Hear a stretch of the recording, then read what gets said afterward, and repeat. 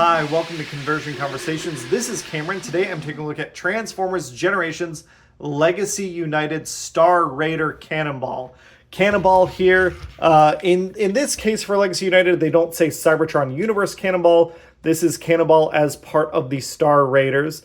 He is a remold of Crankcase, who was a remold of Trax. So this is the third version of this mold that we've gotten with some pretty significant changes.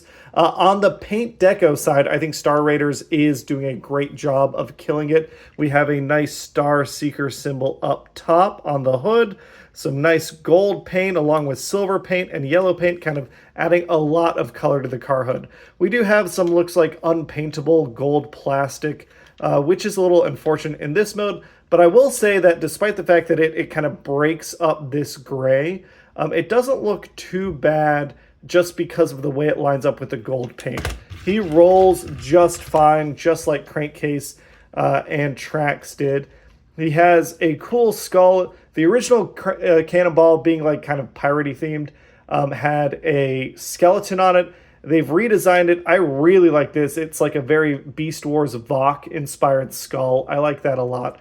I like that we've got this gold paint coming through here all on the wheel wells, silver paint on the wheels themselves.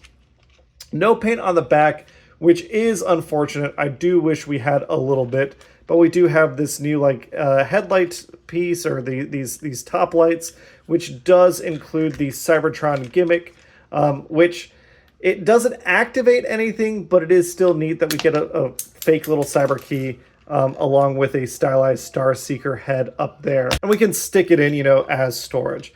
Other than that, not much else to talk about in this mode. Again, it's unfortunate whenever we have a totally, backside that's absent any paint, but he looks cute.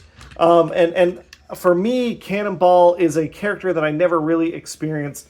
I know he was like, they had a BotCon version of him. It's just really neat that we're getting this guy again. It makes me happy to have him in hand. Transformation is very much the same as Crankcase and Trax, so we're going to do this fast forwarded.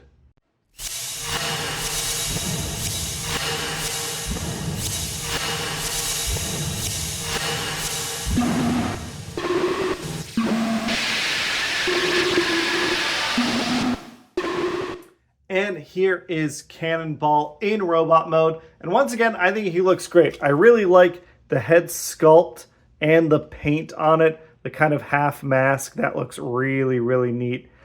He's got, the original, what was it, Trax's shoulder cannons. It kind of references his Cybertron gimmick a little bit. All the same articulation that we saw in Trax the first time around. Instead of a hand in both ends, he has a little tool piece on this hand, which I really like. This is probably my favorite part of the toy, is that he has these extra tools that can store inside his shins that we can pop out. So you can turn this into a hammer. I will say it is a little odd that his hammer, like I always want to connect it on this side, but it actually connects on this side. But I think that's still a really cool little thing. Like this arm can transform into different tools, and it still has like a piratey like claw hook hand. We can put that back, and then on this side we have his claw, which we might need to pull out. There we go. And this also sits nicely like so. It, to me, helps sell that piratey look. It's not a peg leg or an actual hook hand, but it's the idea of, oh, he's out in space, raiding around, hasn't had time to make proper repairs, and it's a neat tool.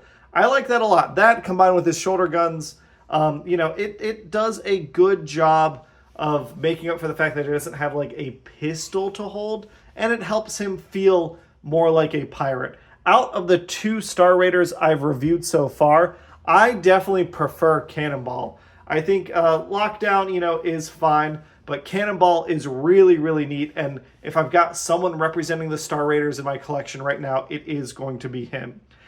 This was a quick look at Cannonball. No real giveaway or anything today. I am in London enjoying the sights, spending time with Hannah. So not as many videos this week or next week as I normally do. I think I'm just doing one review a week, and I'll catch you all on the next one. Bye!